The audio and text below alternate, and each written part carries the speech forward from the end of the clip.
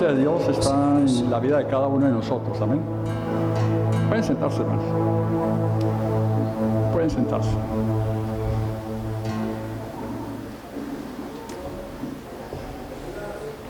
Todo el mes de mayo fue un mes dedicado a las mujeres. Excelente. Excelente, porque ¿qué haríamos nosotros sin mujeres, cierto? ¿Y qué harían las mujeres sin nosotros, no? Entonces vamos a tomar un tema para todos. Para todos.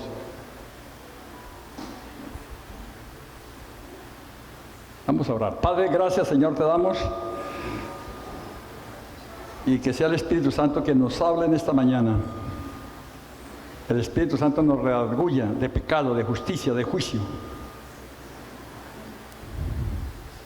Nos hable. En esta mañana sé que vamos a disfrutar la presencia del Espíritu Santo en este lugar.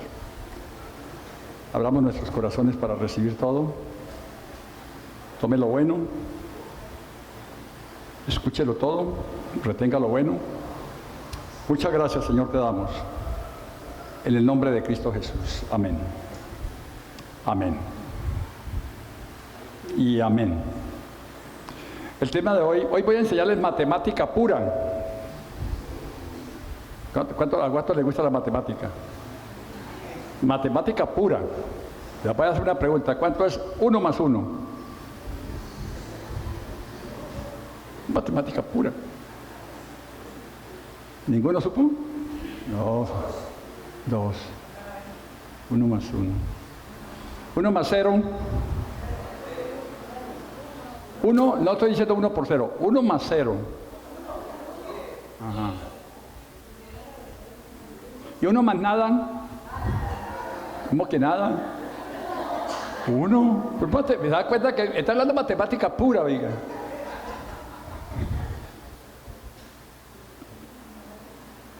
Entonces voy a hablarles hoy de un tema que lo tomé, el nombre no lo tomé, Dios no me lo dio a mí, pero me lo dio a mí, pero a través de un libro que escribió un amigo mío, que tal vez algunos de ustedes lo conocen, se llama Héctor Torres, que escribió ese libro y lo publicó Editorial Berea, de nuestro hermano Héctor Gómez, que nos imprimió todos esos folletos que ustedes han recibido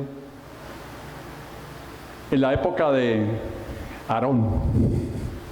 En la época predicábamos el manto arónico, pero sirvió, es una base muy, muy interesante, ¿no? Muy interesante. El libro se llama Cristo más nada. Cristo, miren, matemática pura. Cristo más nada igual todo. Así se llama el libro. Cristo más nada igual todo.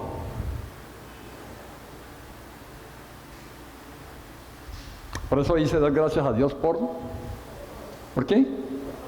¿Y quién es todo? Dar gracias a Dios por Cristo. Y vamos a caminar. Este es un tema dedicado a las madres edificadoras, a los padres responsables. Hoy es el último domingo del mes de las madres. Comenzamos el mes de los papás, que es en junio. Vamos a esperar muchos regalos, como nosotros les dimos a ustedes. Este es un tema para todos los ciudadanos, adultos, niños, jóvenes como yo, viejos como ustedes, bueno, de todo. Y vamos a hablar mucho de la gracia. La gracia. Vamos a entender hoy lo que... Mire, este tema a mí me voló. Lo he estudiado en la presencia del Espíritu Santo, llevo 2 meses dándole a esto. Y yo no podía entender lo que era la gracia, la verdad. Yo pensé otras cosas. La gracia significa gratis, ¿no? Gratis, la gracia es gratis. Y yo pensé que que con eso ya había obtenido toda la revelación, ¿no? Porque la gracia significa gratis, ¿cierto? Pero humanamente es casi imposible, imaginarnos una gracia absolutamente gratis. Humanamente. Nosotros estamos enseñados de que me da, yo recibo, yo doy, recibo, siempre hay una acción de toma y deme. No nos podemos imaginar una gracia gratis, absolutamente gratis. Todo lo hacemos por resultados. Siempre lo hacemos por resultados. El padre del evolucionismo, Charles Darwin, el que dice que el hombre viene del mono, él es el hijo del mono, ¿cierto? Dice que la supervivencia del más capaz. A nosotros nos enseñaron, yo no sé a usted, pero a mí me enseñaron, ayúdate que Dios te ayudará. ¿Sí? Ayúdate, porque si no te ayudas, Dios no te ayuda. Eso lo enseñó la religión. Eso me lo enseñó a mí el padre Astete. Por allá, cuando yo tenía, hace muchos años.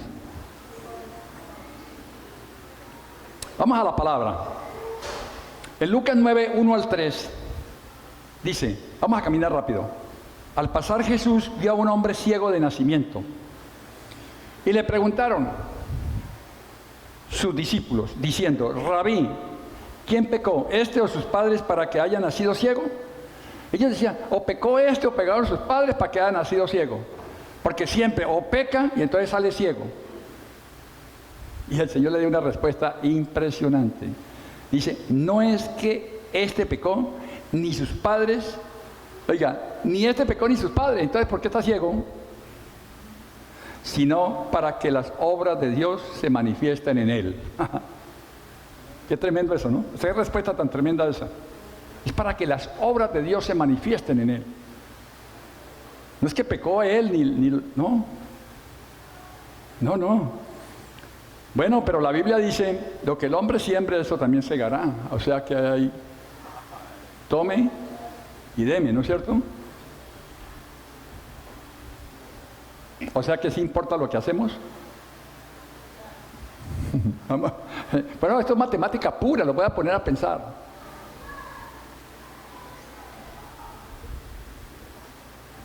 ¿Pueden nuestras buenas obras de alguna manera iniciar, ganar o mantener nuestra relación con Dios para siempre?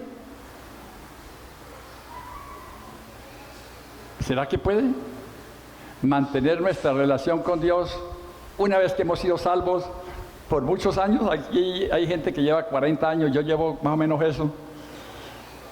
¿Sí?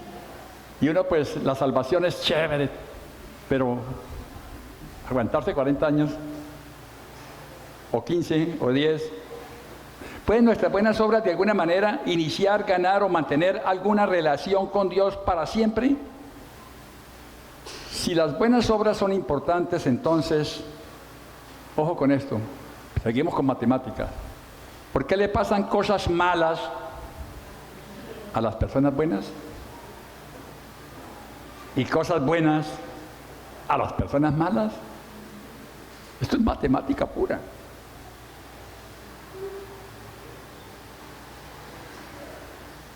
Yo y mi esposa iniciamos la obra.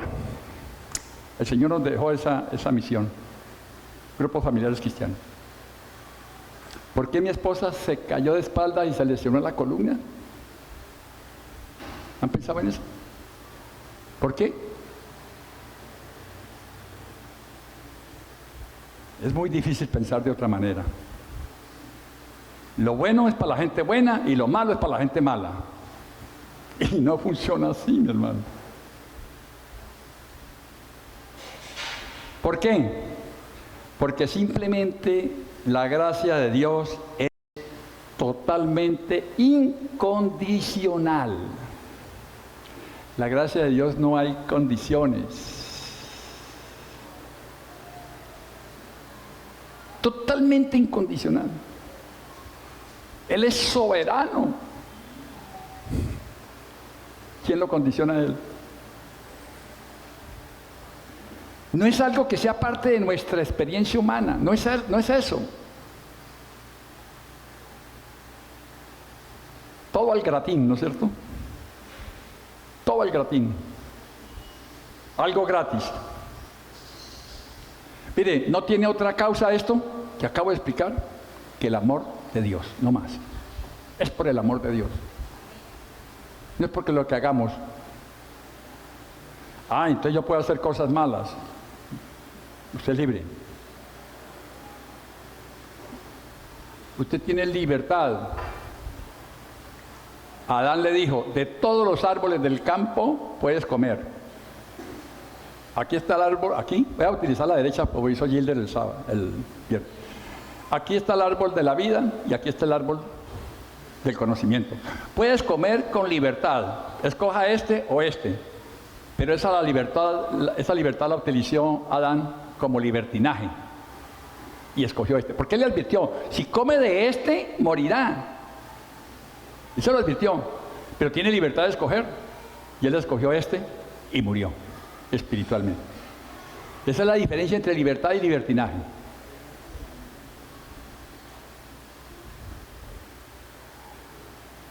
Yo prediqué muchas veces prediqué esto y pensaba en esto. Al comienzo, Dios nos da todo. Yo lo dije, porque a Dios le interesa mi amistad. Claro, Dios está interesado en mi amistad. Entonces todo lo que yo lo pida me la da. Yo estoy en el mundo y le pido, tengo un cáncer, le pido, Señor, y enseguida me sana, estoy en el mundo. Yo prediqué eso. Al comienzo Dios nos da todo, pero después tenemos que hacer esfuerzos nosotros para ganarnos y permanecer ahí. Eso lo prediqué yo, qué cosa tan absurda que yo había predicado. Pido perdón, ya pedí perdón a todo el mundo, a Dios y a todos. Ya yo no me lo he dicho, ya sé que me perdonó. Porque Él pasa por alto los tiempos de la ignorancia.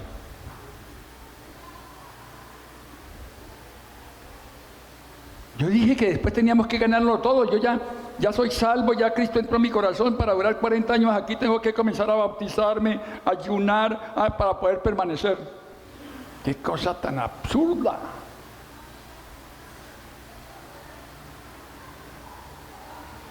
O sea que entrar es fácil. Eso es lo que yo decía.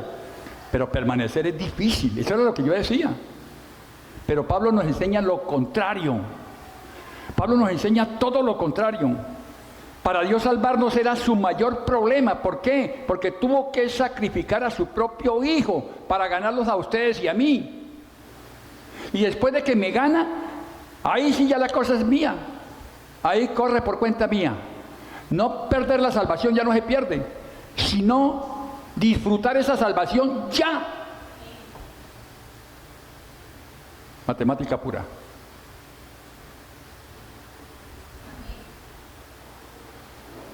Él tuvo que sacrificar a su hijo, entonces mantenernos salvos es más fácil.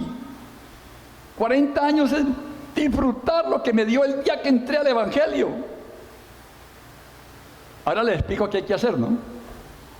Es lo que estoy tratando de aprender yo. Mire, Pablo nos lo explica de esta manera. Mire lo que dice Romanos 5, del 9 al 10.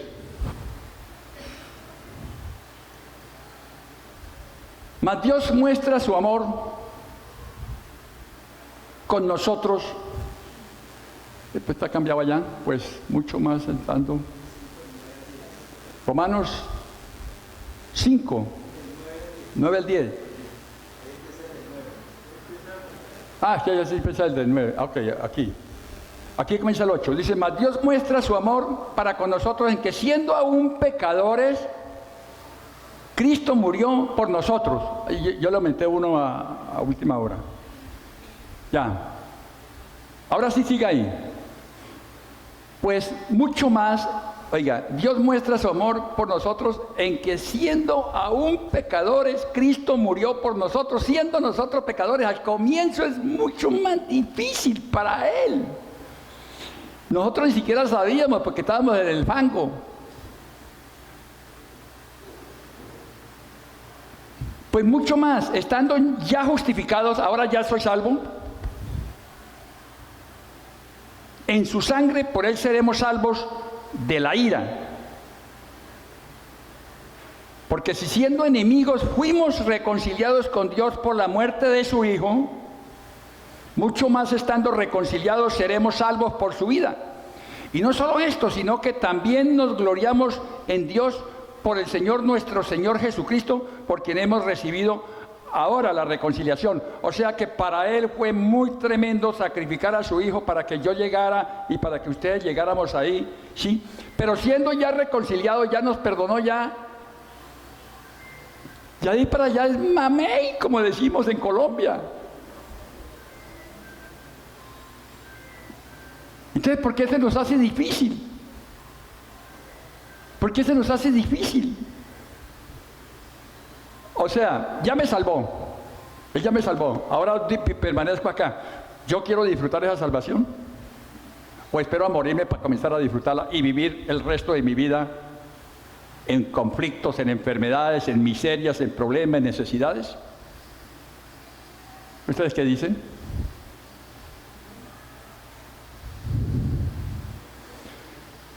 ¿Dónde termina la iniciativa de Dios y dónde comienza mi responsabilidad? Bueno, yo no tengo todas las respuestas a todas las preguntas que esto pueda generar, ¿no? Acerca de la gracia, las buenas y las malas obras, la libertad para elegir y el libre albedrío, que no existe libre albedrío en el reino. Existe la libertad, pero no el libre albedrío en el reino. ¿Cuál es nuestra parte y la parte de Dios? Cada uno oremos por esto. En la intimidad con Dios. Aquí tenemos que entrar en intimidad con Dios. Aquí tenemos que ir con Él. Señor, muéstrame. Yo ya comencé, ya hoy fui salvo, entonces hoy al minuto siguiente tengo que comenzar a disfrutar esa salvación. No tengo que por qué esperarme 40 años de morirme para disfrutar la salvación después de muerto. Es disfrutarla ahora. Es disfrutar la salvación en vida. Mire, a nuestro Padre no le preocupa la salvación de nosotros porque ya somos salvos. Nuestro Padre lo que quiere es que nosotros disfrutemos esa salvación ahora, que no estemos enfermos, que tengamos familia, que seamos gente sana, que nos amemos unos a otros. ¿Dónde termina la iniciativa de Dios y dónde comienza mi responsabilidad? Esa es la respuesta. Anótenla ahí ustedes si quieren para que en la oración dígale, Señor, ¿ahora qué hago? En un extremo, en un extremo aquí está la gracia de Dios. Acá está nuestro esfuerzo. Cristo está dentro de nosotros, en una escala móvil. Estamos Cristo y yo trabajando cooperativamente juntos. Él hace su parte y yo hago la mía. Eso se llama sinergia. Si yo no hago mi parte, Él ya no hace la suya porque Él es que está dentro de mí. Cuando el pueblo caminaba por el desierto, cuando salió de Egipto al desierto, Él iba sobre el pueblo, en una nube, pero la nube iba adelante. Esta es la nube y este es el pueblo. La nube se mueve, el pueblo se mueve. La nube desciende, el pueblo desciende y hace altar en el desierto para adorarlo. ¿Sí? ¿Es así? Ese era en el antiguo pacto. En el nuevo pacto, como Él está dentro de mí, cambia ahora. Si Él está dentro de mí, entonces yo voy aquí, el pueblo aquí y Él está aquí. Si yo me muevo, ¿qué hace Dios? Y si yo no hago nada, ¿qué hace Dios? Nada. Y todos, ay Señor, ayúdame, Padre, ore por mí para yo tener un trabajo, sí, hágalo para que no sé qué. Y todo el mundo pidiendo oración por cosas cuando ya las tienen, porque de la salvación desde antes de la fundación del mundo ya nos las dio. Y gente que pide oración por un trabajo y ni siquiera sabe llenar una hoja de vida para pedir el trabajo. Ustedes le llaman al pastor, ore para que yo consiga un trabajito, sí. Es Él el que tiene que hacerlo, porque si Él no se mueve, si este no se mueve, Dios no se mueve. Matemática pura. Sencillo, pero que la religión evangélica nos la complicó. Aquí está el reino, aquí está la religión evangélica. Aquí están los hijos de Dios, aquí no hay hijos de Dios, aquí hay evangélicos. Hasta que no se les revele el reino, no se convierten en hijos de Dios y todos tienen la oportunidad de hacerlo. Y es el deber nuestro llevar este mensaje a todos.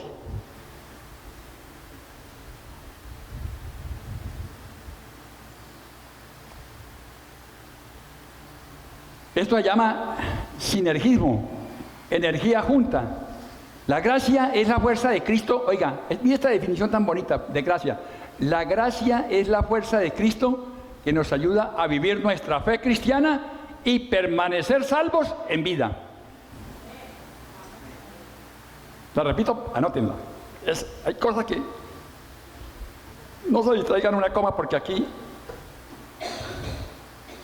La gracia es la fuerza de Cristo. La gracia es la fuerza de Cristo que nos ayuda a vivir la fe cristiana y a permanecer salvos en vida. No porque la salvación se pierda, sino que la va a disfrutar después de muerto. Y resulta que a Dios no le interesa que usted disfrutar la salvación después de muerto, porque usted después de muerto, usted ya es salvo, allá no va a pagar arriendo, allá no hay enfermedad, allá no necesita EPS, ni necesita nada.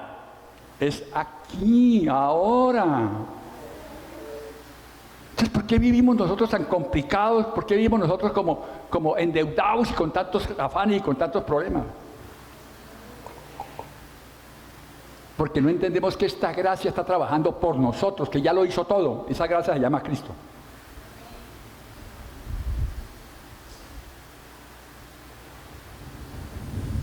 Si nosotros no dependemos de la gracia de Dios, si no dependemos de esa gracia, la gracia no nos ayuda. Si nosotros no nos movemos, la gracia no se mueve. Entonces ponemos a mover a los demás, ¿no? Llaman al apóstol, ore por mí. Yo le digo, sí, mi hermana, dígame, apóstol, coma por mí. Yo sí como por usted. La gracia de Dios es un tipo de gracia incondicional.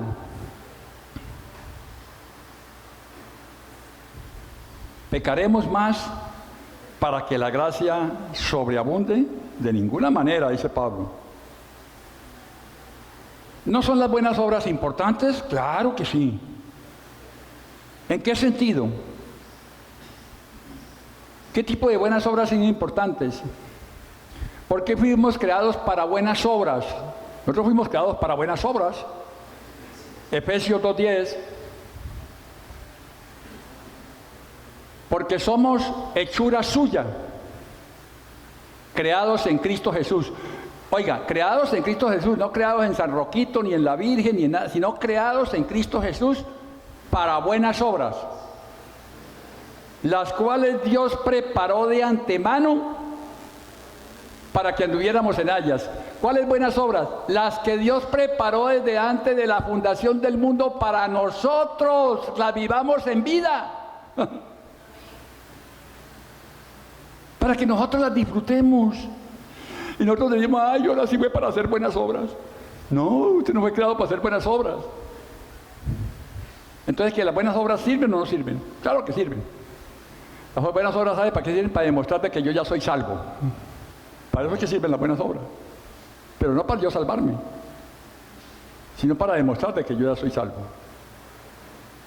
Los primeros cristianos y los mismos apóstoles de la iglesia, no es la iglesia primitiva, sino es la iglesia del poder, la iglesia de los hechos, estaban confundidos acerca de ser salvos y permanecer salvos. El ser salvos y permanecer salvos, eso para ellos era un conflicto tremendo como ha sido para nosotros.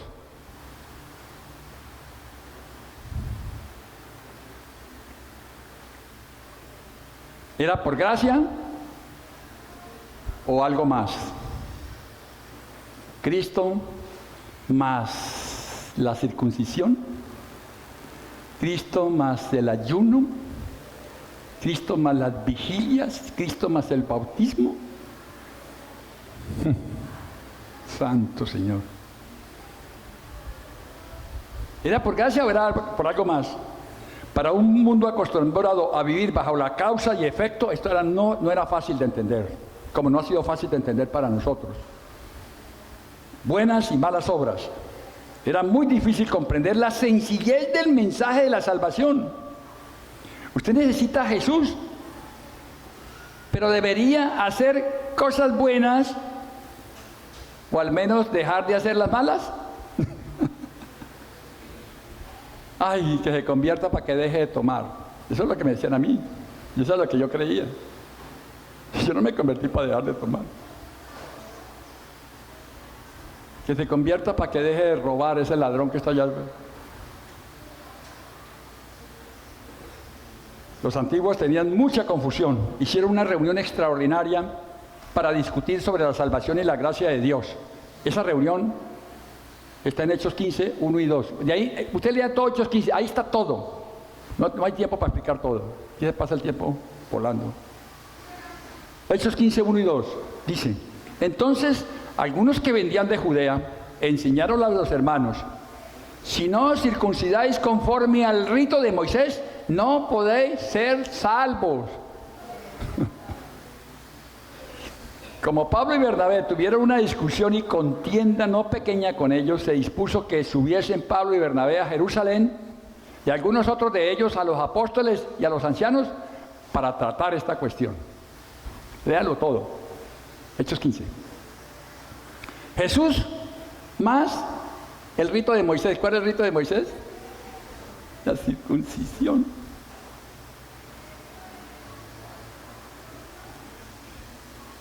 O sea, no era suficiente solo creer en Jesús. Algunos de los creyentes eran creyentes confusos y eran seguidores de Cristo. Probablemente bautizados. Pero algunos eran fariseos. Y hubo mucha discusión sobre este asunto. Pero el Espíritu Santo les confirmó que somos salvos solo por la gracia del Señor Jesús. No más. No más.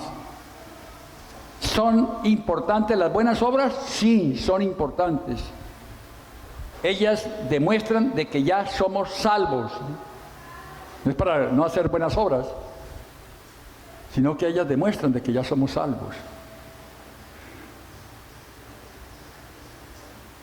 Son el resultado de que Cristo vive en nosotros. Yo no trabajo para mi salvación. Yo obro porque ya soy salvo. Dígalo conmigo, diga, Señor, a partir de este momento se me revela un código de reino. Yo no trabajo para mi salvación. Yo ya soy salvo por toda la eternidad. Amén. El acto de recibir a Jesús es un acto de justificación. Es más, dice que recibir, no dice recibir, confesar. El hecho de confesar a Jesús ya es un acto de justificación.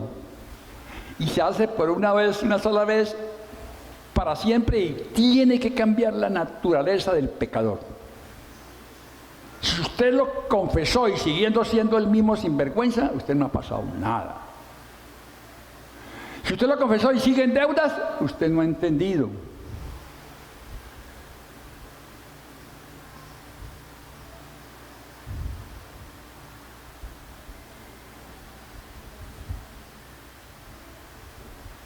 Esto me da la perfecta justicia de Cristo y me justifica delante de Dios para siempre. Para siempre es toda la eternidad, no para mañana. Como dice Pablo, sigo hacia adelante, ¿no? Él no dice sigo para mañana, sino yo sigo adelante. Él no dice que mañana, sigo adelante. Mañana no existe. En el reino no existe ni ayer ni mañana, únicamente hoy. Sigue adelante.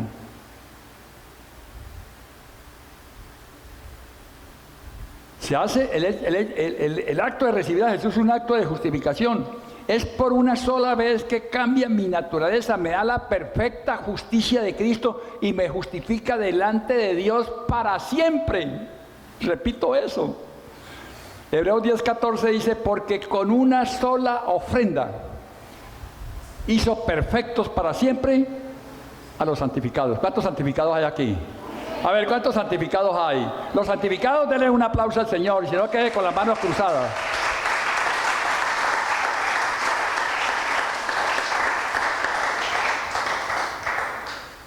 Una sola ofrenda hizo perfectos para siempre a los justificados.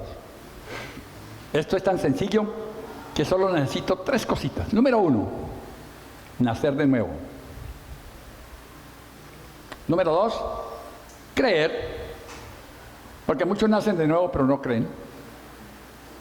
Y tercero, obedecer. Muchos nacen de nuevo, creen pero no obedecen. Tercero, obedecer. Son 3 cositas muy sencillas.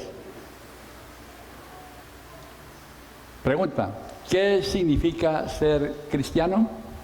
Mejor, ¿qué significa ser hijo de Dios? Usted pregúntele, bueno, cristiano porque la gente no, uno dice hijo de Dios y ellos se imaginan quién sabe qué. Pregúntele a cualquier amigo, ¿qué significa ser cristiano? Pregúntele a varios amigos, si tiene 5 o 10 amigos, pregúntele, y va a tener una respuesta. Si tiene 5, va a tener 5 respuestas distintas.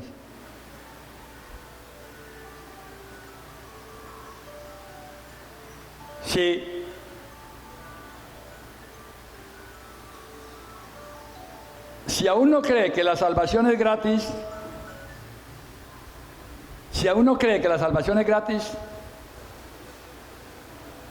aquellos creen que tienen que ganársela. Y entonces aparece el dicho de que ayúdate que yo te ayudaré. Eso es una falsedad. Romanos 1:17 dice, porque en el Evangelio la justicia de Dios se revela por fe y para fe. Como está escrito, mas el justo por la fe vivirá. Cristo no solo murió por nuestros pecados, sino que vino a darnos su justicia perfecta.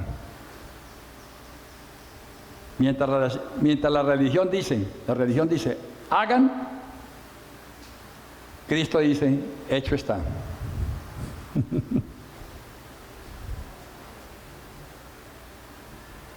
Entonces dejemos de llorar y de pedir. Señor, ay, mi hijo, que no le va a pasar nada. Señor, mi hijo está en tus manos, punto. Mi nieto, mi nieta. Mientras la religión dice hagan, Cristo dice hecho está. Nosotros no estamos condenados por comportamientos pecaminosos, ojo, sino por nuestra naturaleza pecaminosa. Antes de Cristo teníamos la naturaleza diabólica, esa era la naturaleza pecaminosa. Ahora en Cristo tenemos la naturaleza divina, ahora tenemos la naturaleza de Dios. Entonces, aquí pecábamos, porque teníamos malos comportamientos, teníamos pecados. Estamos en naturaleza divina. Es decir, ojo con esto, no pecamos porque somos pecadores. Somos pecadores porque pecamos. Porque el poder del pecado se perdió con la gracia de Cristo. Ningún pecado tiene poder sobre mi vida. Cometo errores. Claro que sí. Que el mundo los puede llamar pecado, no me importa. Cometo errores. Ser cristiano es tener a Jesús en mi vida, la respuesta. Ser cristiano es tener a Jesús en mi vida. Y nada más. Y eso lo cambia todo en mi vida. Si queda algo, estamos trabajando en eso. Pero si lo creemos, eso sucede. Créalo, mi hermano. Somos salvos por su gracia asombrosa. Pero muchos cristianos, después de su conversión, creen que la relación a largo plazo con Dios es condicional, es difícil. Ya llevo 18 años luchando, bregando. Hermano, esto es para vivirlo desde el mismo momento en que yo confieso a Jesús, ya comienzo, pero no lo entiendo, claro, es un proceso, ¿no? Esto es un proceso para ir renovando nuestra mente. Porque en el momento que yo confieso a Jesús, tengo la mente de Cristo ya, ahora tengo que desocupar de toda la basura que tengo para meterle esto nuevo.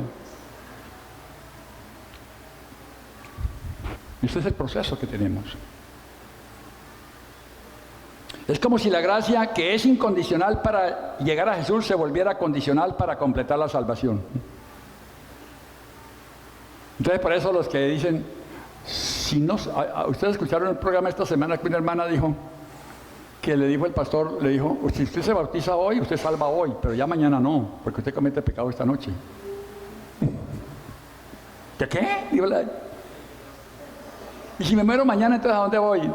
No le supo responder.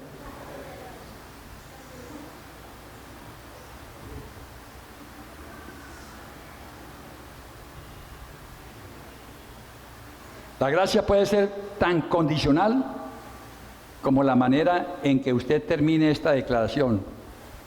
Si usted debe creer en Jesús para ser salvo, sí, usted debe creer en Jesús para ser salvo, pero agréguele lo que considere que debe ser condicionado a la gracia.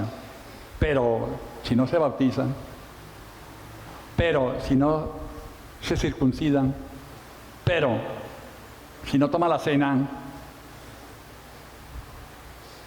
pero si no le celebran el cumpleaños, pero agrégale. Pablo lo dice de esta manera, Gálatas 3, del 1 al 5, esto para mí me revolucionó mi concepto de gracia totalmente. Estoy obteniendo un poquito más de visión de todo esto, porque yo igual que ustedes estoy aprendiendo juntamente con ustedes, yo no sé. Gálatas 3, del 1 al 5, vamos. Le dice Pablo a los Gálatas, oh Gálatas insensatos, otra parte dice Gálatas estúpidos, Gálatas bestias. ¿Quién os fascinó para no obedecer a la verdad? A vosotros, ante cuyos ojos Jesucristo fue ya presentado claramente entre vosotros como crucificado. Esto solo quiero saber de vosotros. ¿Recibiste al Espíritu por las obras de la ley o por el oír con fe? ¿Ustedes lo recibieron por la fe o por la fe? ¿Tan necios sois? ¿Tan torpes sois? ¿Tan insensatos? Habiendo comenzado por el Espíritu, ¿ahora vais a acabar por la carne? ¿Tantas cosas habéis padecido en vano? Si es que realmente fue en vano, aquel pues que os suministra el Espíritu y hace maravillas entre vosotros, ¿lo hace por las obras de la ley o por el oír con fe? Pablo no le está escribiendo a personas que están tratando de encontrar a Dios y ser salvos, a novicios. No le está hablando a eso, le está hablando a los Gálatas, que ellos sabían, conocían la palabra. Le está hablando a cristianos que están confundidos acerca de su salvación después de que Cristo entra en sus vidas, después de que Cristo les manifiesta que Cristo está en ellos. Le está hablando a gente curtida, que cometen errores en su vida, claro, y la sociedad los condena. Mire, ese apóstol que está ahí predica, mire cómo grita la mujer. Y le dicen oiga, ¿y usted qué? En vida lo condenan. Y uno, como no está firme en esto, se deja condenar. Se ponen a escuchar consejería de personas chismosas, se ponen a escuchar mensajes de otro tipo y terminan en confusión. Pablo dice, escúchenlo todo, pero retengan esto, lo bueno, esta es la verdad.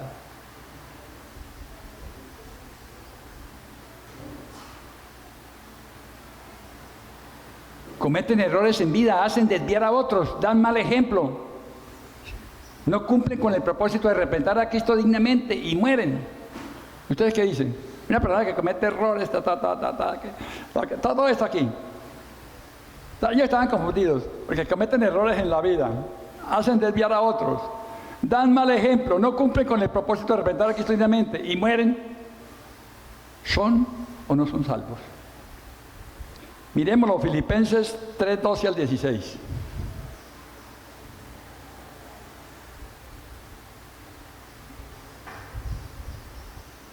Pablo dice lo siguiente, no que lo haya alcanzado ya. Pablo, yo digo lo mismo, yo todavía no he llegado. No que lo haya alcanzado ya, ni que ya sea perfecto, sino que prosigo, por ver si logro asir aquello por lo cual fui también asido por Cristo Jesús. Hermano, yo mismo no pretendo haberlo ya alcanzado, pero una cosa hago, olvidando ciertamente lo que queda atrás y extendiéndome a lo que está delante, prosigo a la meta, al premio del supremo llamamiento de Dios en Cristo Jesús. Ese supremo llamamiento, ese eso que está hablando acá. Prosigo al supremo llamamiento. A la meta del supremo llamamiento de Dios en Cristo Jesús. Así que todos los que somos perfectos, ¿cuántos son perfectos acá? ¿Ah? ¿Alguno no es perfecto? ¿Alguno tiene la cara de otro o de Cristo? ¿Todos son perfectos? ¿Seguro? Hay algunos que no, algunos que dicen que todos somos perfectos, porque Cristo no está viendo la cara suya tan fea ni tan bonita. Cristo está viendo el Padre está viendo al Cristo que tiene dentro de usted. Y el Cristo que tiene dentro de usted es perfecto, de modo que Él ve al Cristo. Eso pasa cuando la mamá tiene un bebé. Si el bebé es bien feito, para la mamá es el mejor, el más lindo de todos. ¿Sí o no? Usted puede ser lo más feo que sea. No se preocupe, hermano. Porque el Padre está viendo es el Cristo que usted tiene, que es perfecto.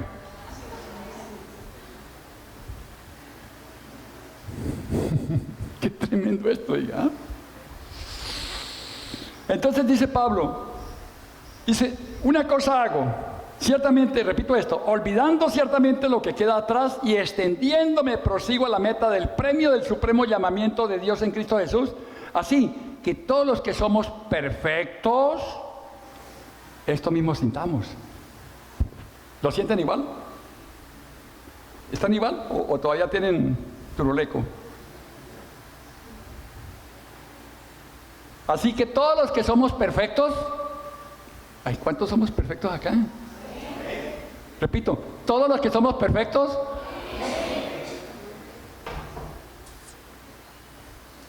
esto mismo sintamos. Y si otra cosa sentís, esto también os lo revelará Dios. Cuando tengan intimidad con Dios se lo va a revelar. Pero en aquello que hemos llegado, sigamos una misma regla, sintamos una misma cosa. Según la palabra, lo que dice Pablo aquí, por más errores que cometamos nosotros, nos morimos, somos salvos. Yo le pregunté esto a un apóstol muy ilustrado, un maestro de la palabra impresionante, y me puso un ejemplo que yo en ese momento, porque esto lo consulté hace 20 años en una conferencia que dio en Rivera, se lo pregunté a él y no le entendí. Me dijo, mire, eso es como cuando ustedes conocen las escobitas, los que van en las calles, ¿sí? Escobitas. Dijo, cuando una persona muere en esa situación, en esas condiciones, en el cielo no va a poder gobernar, va a ser una escobita, más o menos como eso. Yo no le entendí eso, hoy lo estoy tratando de entender. Pero es salvo. Es que entender la gracia de Dios no está fácil, pero es salvo. Romanos 6, 1 al 14, mire esto lo que dice. ¿Qué pues diremos? Y según esto, entonces ¿qué? ¿Vamos a permanecer en el pecado? Como yo ya soy salvo, entonces ahora voy a hacer lo que me da la gana. ¿Qué pues diremos? ¿Perseveraremos en el pecado para que la gracia abunde? En ninguna manera, dice Pablo. Porque lo que hemos muerto al pecado, ¿cuántos han muerto al pecado? Todos, el que está en Cristo, han muerto al pecado. Ah, pero le fue infiel a la mujer. Él ha muerto al pecado, él cometió un error. Y va a vivir mal en esta vida. Porque una infidelidad rompe todo. Una infidelidad daña los negocios, produce malestar, produce contrista al Espíritu Santo, vive desesperado, se dañan todos los negocios, se daña todo. Todo lo comienza a pagar en esta vida. Este es el infierno de una persona que comete un pecado, que es salvo después de muerto. No puede disfrutar la salvación. El objetivo es mantenerlos santos.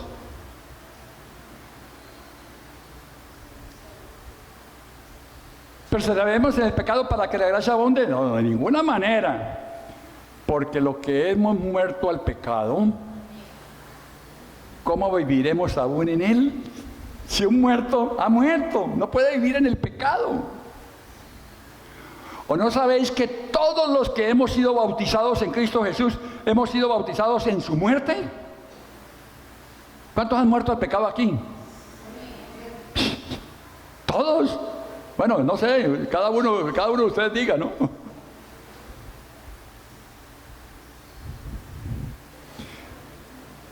Porque somos sepultados juntamente con Él para muerte con el bautismo, a fin de que como Cristo resucitó de los muertos por la gloria del Padre, así también nosotros andemos en vida nueva. Ahora estamos caminando en vida nueva. Amén. Ahora estamos caminando en vida nueva. Ahora ya el pecado... Bueno, terminemos esta parte de aquí, hay algo interesante. Dice, porque si fuimos plantados juntamente con Él en la semejanza de su muerte, así también lo seremos en la de su resurrección. Sabiendo esto, que nuestro viejo hombre, ¿cómo se llama el viejo hombre? El primer Adán. Que nuestro viejo hombre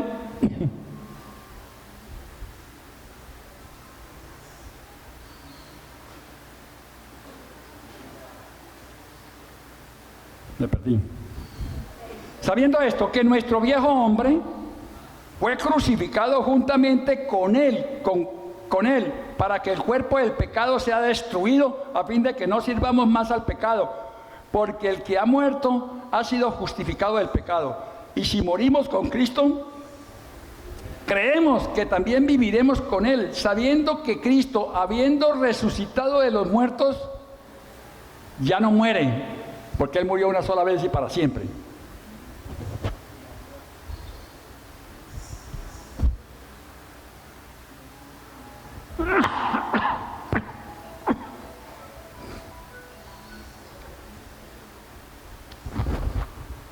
La muerte no se enseñoreará más de Él. Es decir, la muerte no tiene poder sobre la persona que está en Cristo. Porque en cuanto murió, al pecado murió una vez por todas. Mas en cuanto vive, para Dios vive. Así también vosotros, considerados muertos al pecado, pero vivos para Dios en Cristo Jesús, Señor nuestro. Uno le pregunta a una persona, ¿cómo va con ese problemita que tuvo de homosexualismo? ¿O cómo va con ese problemita que tuvo de adulterio? ¿O cómo va con ese problemita que tuvo de estafar a la gente? ¿O cómo va con ese problemita que tuvo de mentir? Ay, apóstol, luchando contra la tentación. ¡Ah!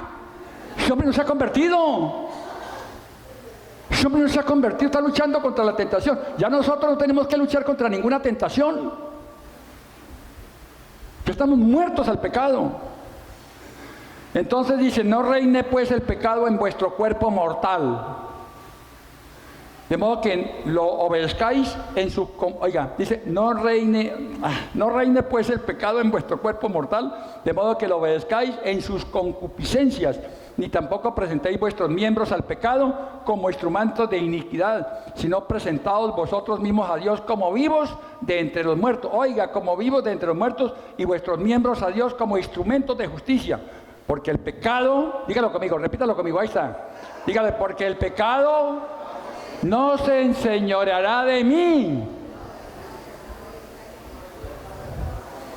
Pues no estoy bajo la ley, sino bajo la gracia. Tremendo, ¿no? Los gálatas cristianos estaban confundidos, porque creyentes judíos enseñaban a los nuevos creyentes gentiles que para ser salvos, además de creer en Jesús, el Mesías, y que murió en la cruz por sus pecados, también debían de ser circuncidados y obedecer las leyes de Moisés. Hechos 15:1 dice, entonces, aquí otra vez vamos a Hechos, donde se reunieron el primer concilio que se hizo. Entonces, algunos que venían de Judea enseñaban a los hermanos, si no os circuncidáis conforme al rito de Moisés, no podéis ser salvos. Y en el 5 dice, pero algunos de la secta de los fariseos que habían creído se levantaron diciendo, es necesario circuncidarnos y mandarles que guarden la ley de Moisés. O sea, Cristo más circuncisión. Y vamos a ver qué trae eso. Qué problema tan tremendo eso. Lo que trae el más, oiga. Lo que le agregue. El más no, porque usted dice, Cristo más nada, igual todo. Lo que le agregue. Cristo más algo, póngale lo que usted quiera, algo. Cristo más el bautismo. Cristo más la circuncisión. Cristo más la cena. Cristo más las buenas obras. Cristo más subir a Monserrate. Cristo más la Virgen. Cristo más San Roquito. Cristo más algo. Cristo más algo es más que una mala noticia, una pésima noticia. Arruina las relaciones. Cada vez que alguien añade algo a Jesús, convirtiendo la fe cristiana en Cristo más algo, lleva a las divisiones entre los cristianos que creen que no se puede hacer esto o aquello. Estos son cristianos de segunda clase, o tal vez ni sean cristianos, ¿sí? Porque, no, mire que en mi iglesia bautizamos con chanchón blanco y en el río. Si no, no es salvo.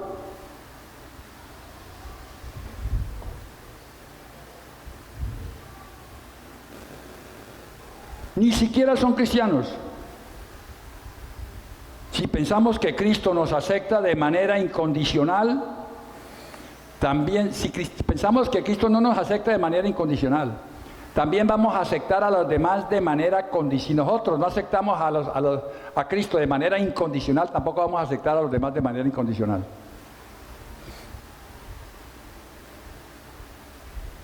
¿Qué significa esto?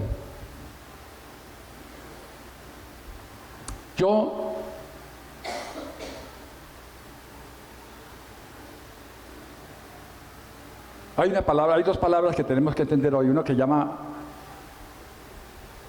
aceptación y el otro aprobación. Son dos palabras, aceptación y aprobación. Yo acepto la vida del impío, tengo que aceptar la vida del impío, pero no apruebo su conducta pecaminosa.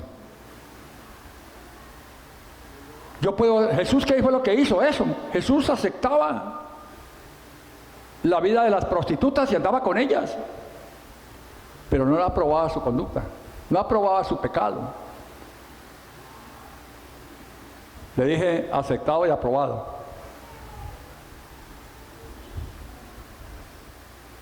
Una cosa es aceptar y otra cosa es aprobar. Y nosotros tenemos que aceptar a todo el mundo, pero no a todos los podemos aprobar. Yo no pruebo la condición pecaminosa de alguien, eso no lo apruebo, pero lo acepto. Acepto a él, pero no lo apruebo. Entonces, es más, ¿sabe que esas personas que yo acepto, pero que no apruebo, tienen cosas buenas también que yo puedo imitar? Pablo lo dice en la palabra en Filipenses, no mirando por nosotros mismos, no mirando, sino por lo de los demás. Es decir, yo miro por lo mío, pero también tenemos que mirar que ese que no lo he aceptado, que no he aprobado su mala conducta, tiene cosas que yo puedo imitar.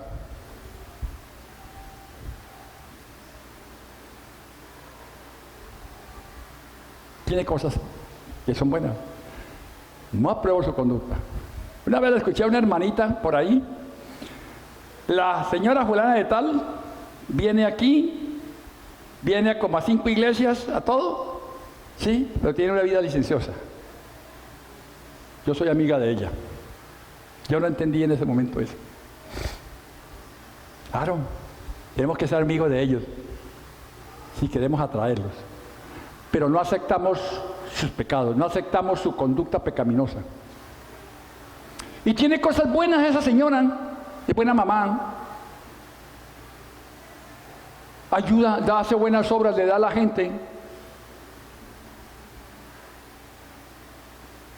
Entonces hay cosas que podemos observar. Pablo lo dice en Filipenses 4:8, por ahí dice, no mirando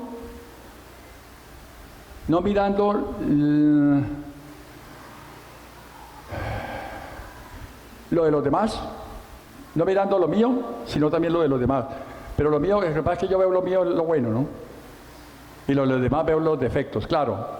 Yo tengo que ver las cosas buenas de los demás también. Porque hay cosas buenas de los demás. Aunque no los apruebe. Los acepto, pero aunque no los apruebe. Entonces, Hay 4 síntomas del legalismo que nos hacen tanto daño. Número 1, produce separación. El legalismo produce separación. Número 2, el legalismo produce temor. Si usted come marrano en el San Pedro, es pecado.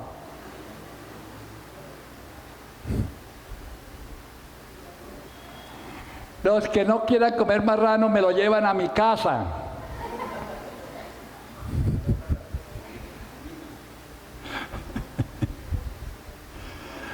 Produce temor. Ahora dice que en el amor no hay temor, ¿no? Entonces, la tercera cosa del legalismo es que hay hipocresía. Y la cuarta, agrada al hombre en vez de agradar a Dios. Jesús narró la siguiente historia, y esta historia sí me levantó a mí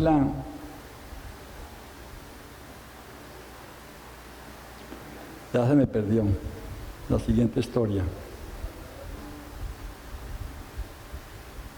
Jesús narró la siguiente historia. Dice: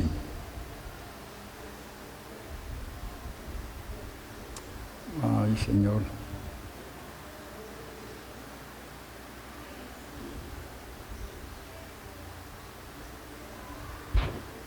Lucas 18, 10, 14. 2 hombres subieron al templo a orar. Ya ustedes saben cuáles son. El fariseo puesto en pie oraba consigo mismo de esta manera: Dios, te doy gracias porque no soy como ese sinvergüenza, como los otros hombres, ladrones, injustos, adúlteros, ni aún como este publicano. Yo ayuno 2 veces a la semana, doy diezmos de todo lo que gano. El publicano estaba lejos. No quería ni alzar los ojos al cielo, sino que se golpeaba el pecho diciendo: Dios, sé propicio a mí, pecador. Reconocía su pecado, no el del otro, su pecado. Os digo que este descendió a su casa justificado antes que el otro. Porque cualquiera que se enaltece será humillado, y el que se humilla será enaltecido. Esto es lo que hace el legalismo. Cristo más algo produce muros de separación, temor, hipocresía, agrada al hombre en vez de agradar a Dios. Cristo más nada nos une. No hay ninguna condición. No, es que si usted se tiene el pelo largo, ¿sí? Y si usted tiene pintura,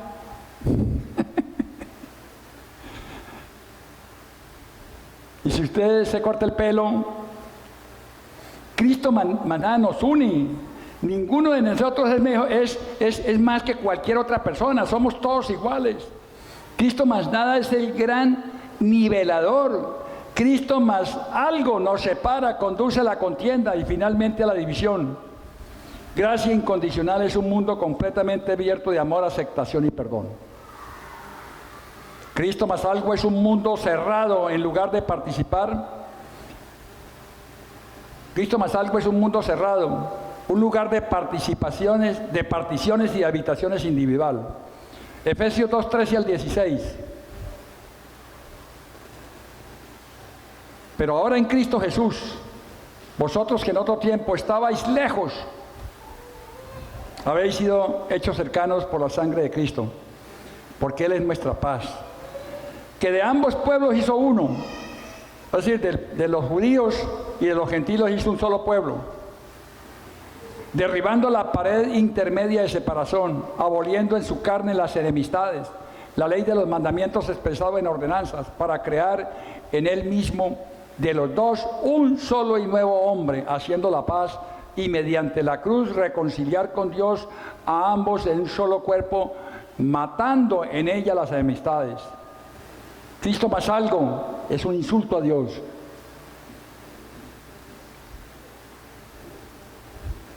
Si usted no diezma, ojo, se quiebra.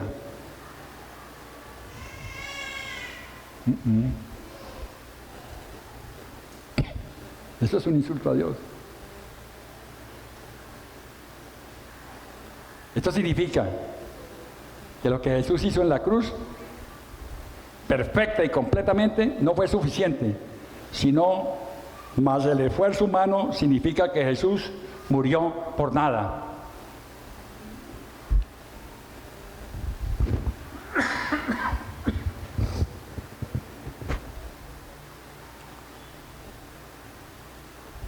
Aquí no hablamos de diezmos. Aquí no hablamos de diezmos. Aquí les enseñamos a la gente a prosperar como el Señor quiere que prosperemos. A sembrar. A sembrar. ¿Y qué va a sembrar? Semilla. Miren, voy a repetir en 5 minutos lo que me queda aquí.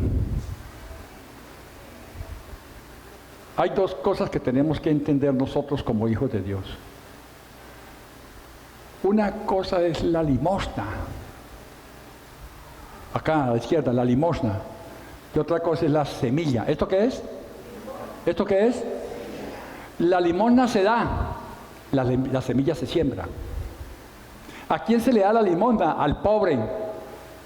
Al pobre, aquí están los pobres. ¿Aquí no hay pobres? No, aquí no hay pobres. Aquí todos somos ricos. ¿Cuántos lo creen?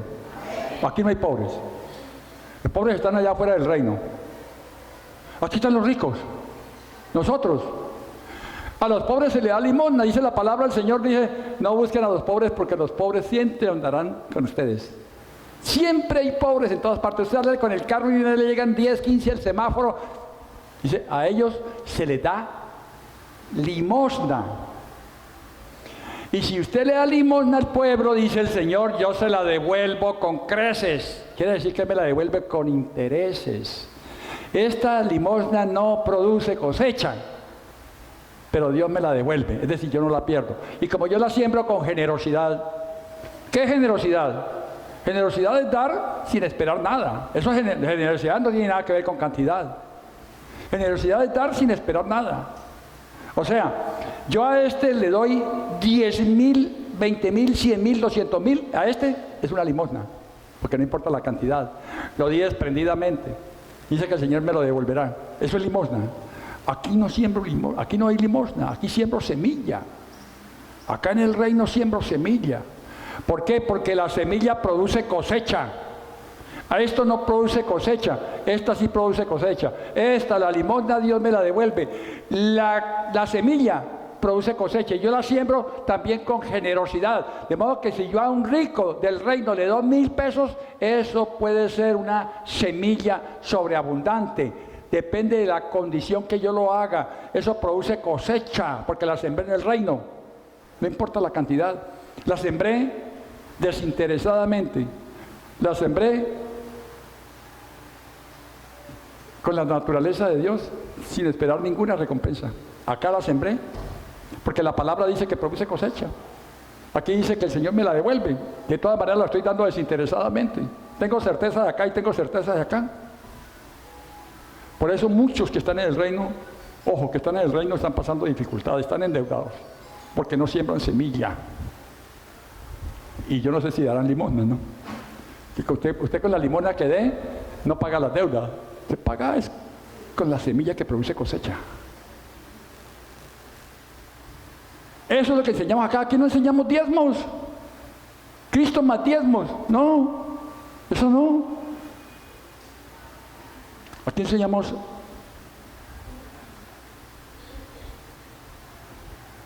lo que se llama la generosidad, la siembra. La siembra. Jesús más el esfuerzo humano significa que Jesús murió por nada. No es con el esfuerzo nuestro, es con la gracia de Dios dentro de nosotros. ¿Amén? ¿Cuánto le dan un aplauso al Señor? Póngase de pie, por favor.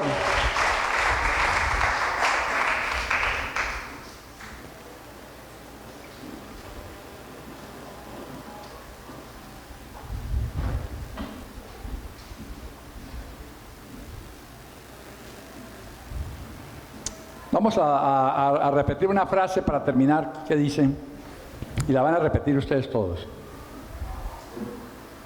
Todos, padres, madres, niños, jóvenes, los que estén acá.